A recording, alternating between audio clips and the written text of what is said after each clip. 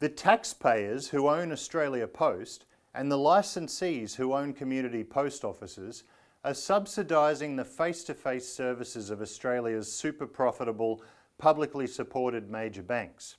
A National Australia Bank executive has inadvertently revealed that her bank has reduced what it is paying Australia Post for its annual community representation fee, so NAB customers can do their banking through Bank at Post in post offices.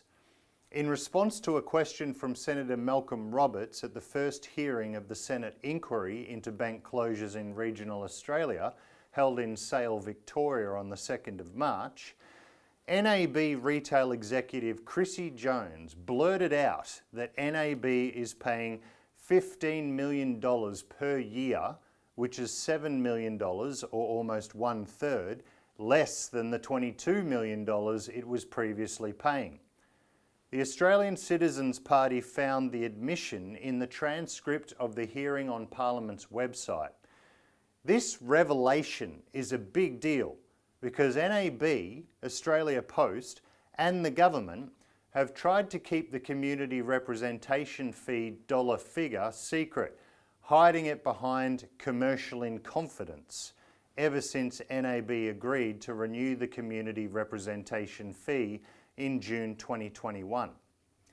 In 2021, Australia Post knocked back the Citizens Party's Freedom of Information request for the community representation fee figure.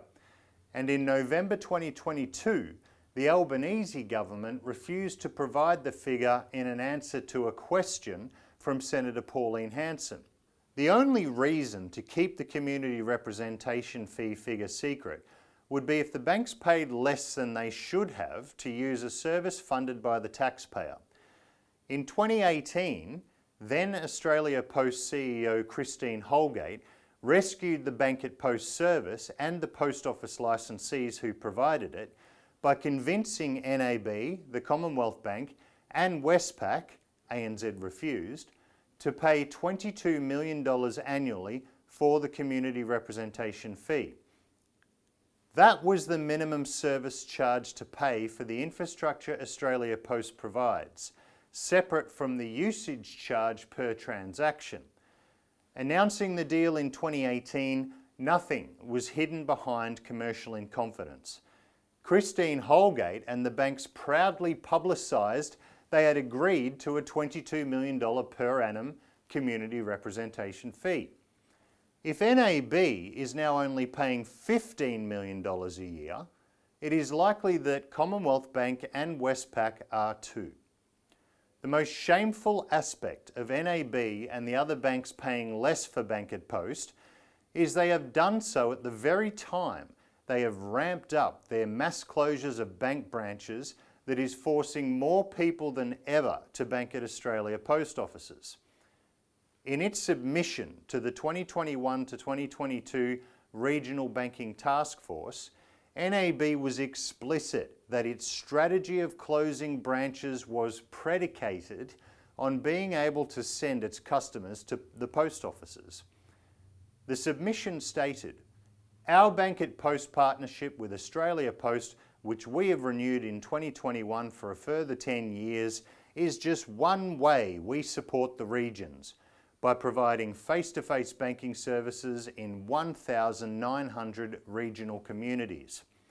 The Bank at Post service can deliver over 90% of all transactions previously managed in a branch. Where we have closed a branch, we have always ensured Bank at Post was offered in the same town and support customers transitioning to the Bank at Post service." End quote.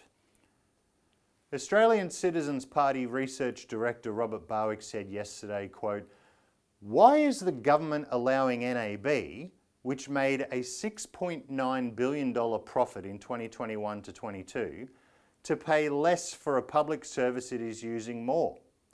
Why is NAB, and likely Commonwealth Bank and Westpac, being allowed to exploit taxpayers and post office licensees to subsidise their profit gouging operations? This illustrates why the Citizens Party advocates for a public post office bank, which could support postal and banking services."